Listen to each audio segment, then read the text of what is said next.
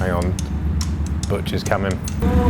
Mine's louder than yours. I don't think so. Mine's definitely louder. Mine's louder, definitely louder. Can I have a go? No. You can have a go. It's quite a beast, isn't it? Yeah. Doing a quick vid and then take it for a blast.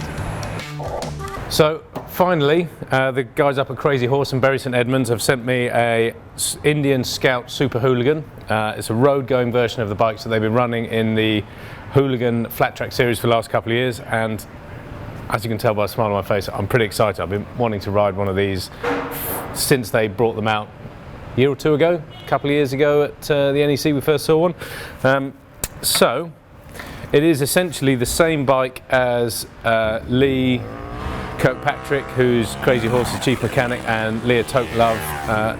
Same bike that they race in DTRA, except it's got a number plate and some lights. So the base is a Indian Scout, so the full 1200cc motor, not the 60, which is the slightly smaller one. So it's the full beans, full power version. They start off with a set of Talon hubs, billet machined hubs, specific to this project, laced to 19-inch wheels with the Maxxis DTR1 flat track tyre, which are road legal. Don't know how good they are, but I'll find out later. We use Dunlops in the current series, but these are better on the road. Öhlins fork internals and a fork brace. This is, don't know if that's alley or steel, but a metal number board with projector headlights and little stubby indicators. And there's not a huge amount of steering lock, so hats off to Lee and Leah for as brave as they are for slinging those into the corners.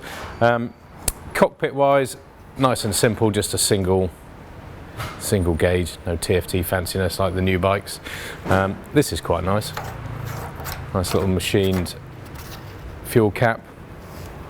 And then fancy metal flake pinstripes, a flat track seat pad, seat unit, and they make a subframe just to bring the bike level, because obviously the Scout is a cruiser, which leads me to the foot position. On the Scout you're up here somewhere, whereas this is a mid-position setup, so you get all of these the machine bracketry here, and ergonomically that feels pretty comfy. Bars are really swept back.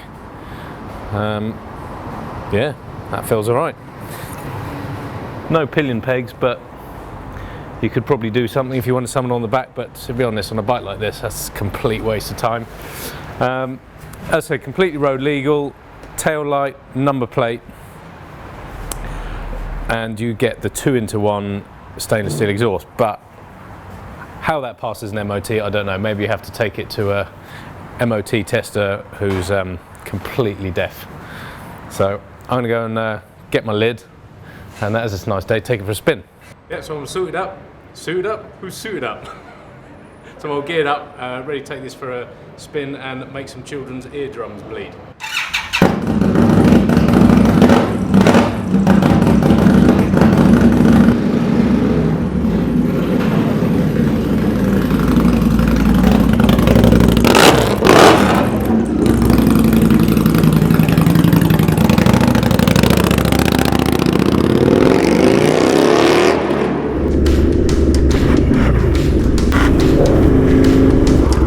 See what this sounds like under the tunnel.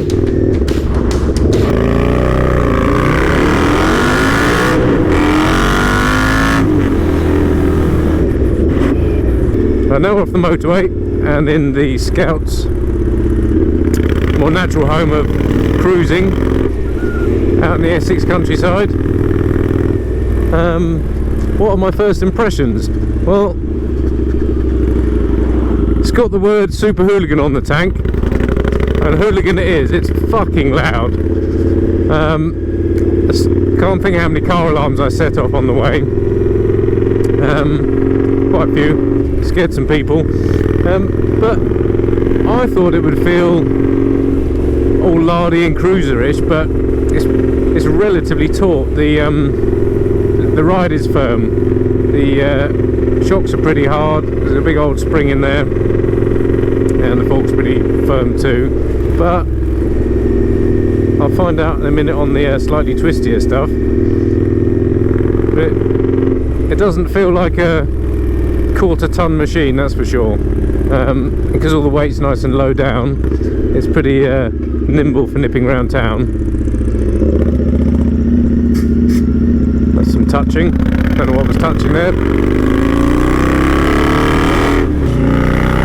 Yeah, you might have noticed that it's only got the single disc up front. So it's going to need a bit of a firm tug. Dan told me not to shout, but I can't help but shouting. This thing's fucking loud and this helmet's a bit noisy too.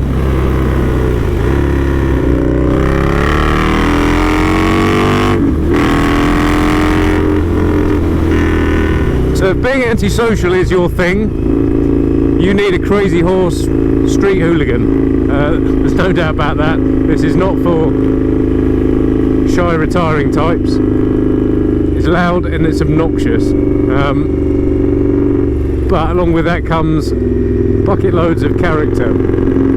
And when we did the Scout Bobber launch in late 2017, pretty much all of us praised the 1200cc motor as being a great thing, which would be aided by a better riding position. Personally, I'm not really into cruisers and bobbers and that sort of thing. I find it all a bit hunched up. This sort of arms straight out, legs relatively 90 degrees from ankle to knee to hip. That's where I like to be, and this ticks that box. And the motor is an absolute peach. It's got shitloads of shove. It's relatively refined. It doesn't sound all that refined if you're a pedestrian, but it's pretty smooth. The fueling's not bad. I know they've put a different map on these. I'm presuming to give them a bit more bite. It might just simply be for the open pipe. I'll check that.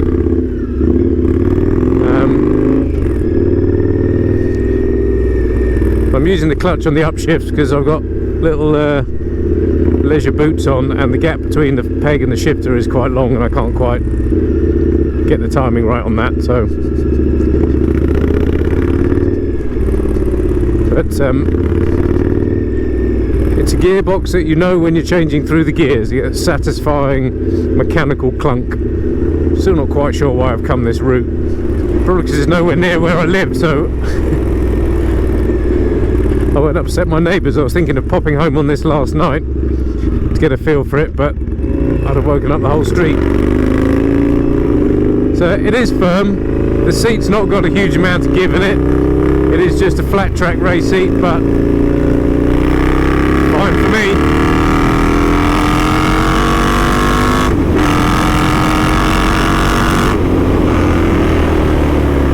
Yeah, you have to hold on a bit.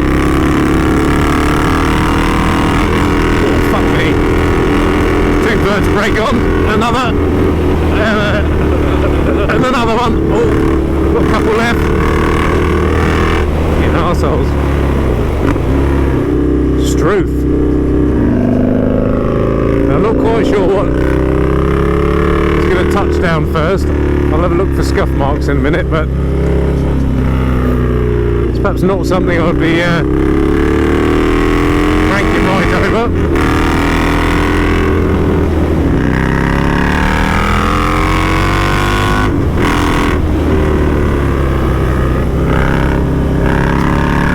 I definitely feel like I'm on a converted cruiser now.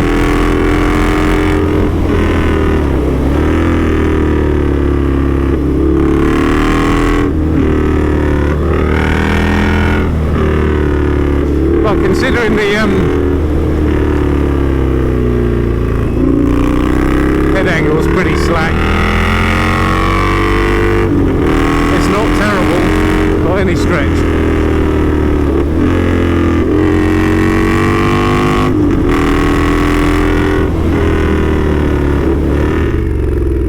This one's got no mirrors on it, so I've no idea the chaos behind me.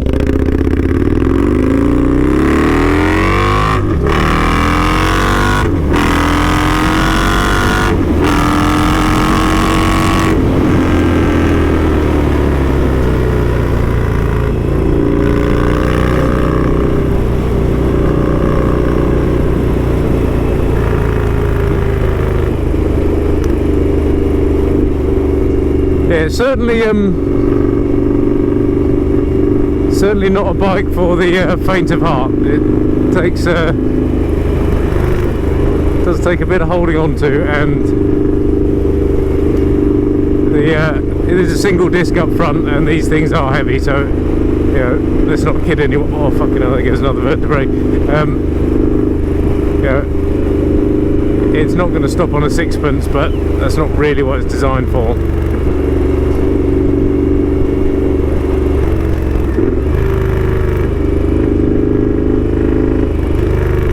Apart from the overly firm suspension and rock hard seat, it's so this is the drifting roundabout then. Ergonomically is really comfy. I'm 5'10", arms are just the right stretch.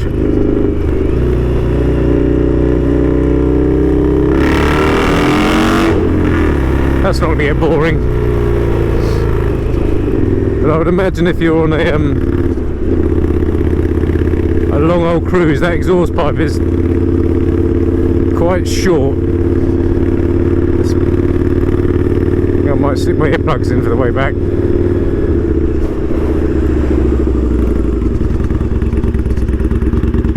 Right then, let's head back to the city. Seems a shame on a day like this. Well,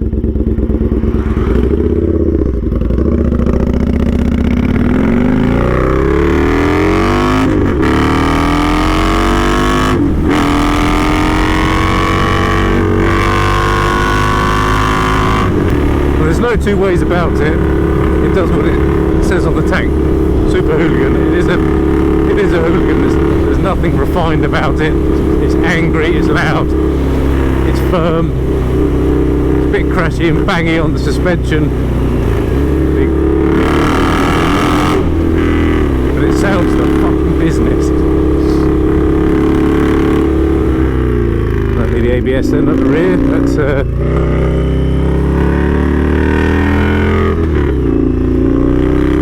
another crank disc at the front.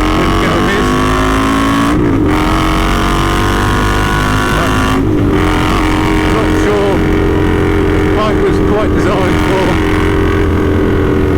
belting down country lanes,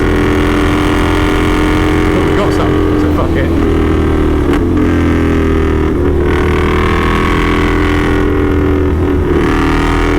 You slide back on the seat a bit and then you are holding onto the bars quite firmly over the bump, your bum is off the seat. Whew. It's quite a workout. Truth. Sorry, I'm shouting. I've got earplugs in, and this helmet's quite noisy. It's a relaxed cruiser again.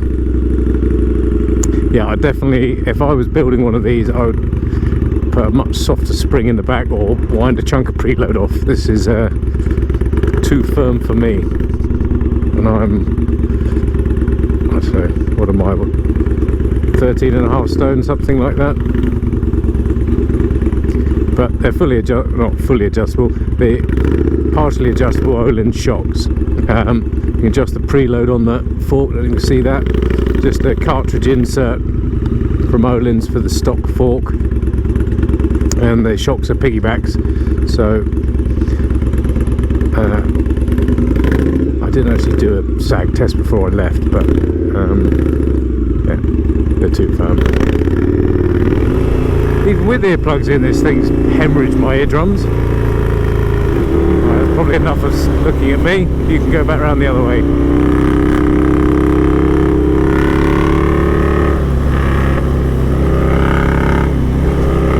So I'm back in London of traffic after quite a nice cruise down the M11 around the North Cirque and A12 through Jekyll and High Tug Pike. Obviously it's a cruiser beneath the flat track exterior, and it's actually quite pleasant just bobbing along in 5th and 6th. The fueling on it is surprisingly good. I was expecting a snatchy, horrible thing. So why was I expecting that? So I think that's a fair test. Hour and a half, nearly 2 hours on the Krazy Horse Street Hooligan. So we'll stick a review up on the Bike Shed website in a couple of weeks, probably after the show. And if you've made it this far through the video and you want to come and check the bike out, we're going to have this very bike parked at the Bike Shed in Shoreditch over the bank holiday weekend. So down at the show you can come check it out.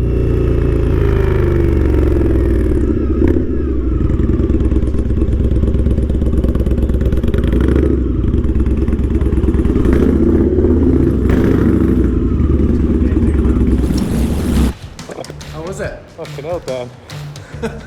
I've lost 2 vertebrae. Have I got blood coming out my ears down here? That's a beast. So I can nearly hold those steady. This thing is remarkably good fun. Refined it is not. Agricultural it is. Obnoxious it is. Loud it is. But it's really good fun. It shouldn't be. It's a it's a cruiser with flat track bodywork, but it's really good fun. I took it through London, fueled perfectly well, low down weight, easy to nip through the traffic, went up the M11, did some speed, some big speed, and it was fine, sort of hanging off the back of it a bit, around some country lanes in Essex, and then back in town. Did about an hour and a half, 2 hours of everyday riding, and I had an absolute blast. So if you're in the market for bolting on a kit to a second-hand Scout, this would be a really good place to start. But as for riding one of these off-road on dirt track, I've done a couple of laps up at Greenfield, and that's enough for me. How Lee and Leah managed to get these round as quick and as in control as they do, I don't know, beyond me. So I'm looking forward to seeing them at the MCN Festival this weekend, where there'll be rounds 2 or 3 of the Hooligan Championship. So essentially one of these with a number board on the side, exactly the same bike, less the headlights at the front.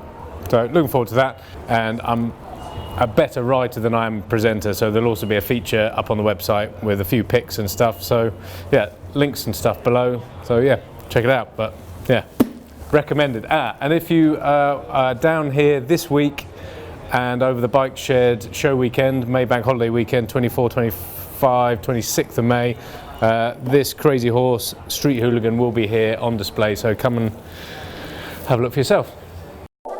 So Tuesdays, Fridays, fresh videos every week from the Bike Shed.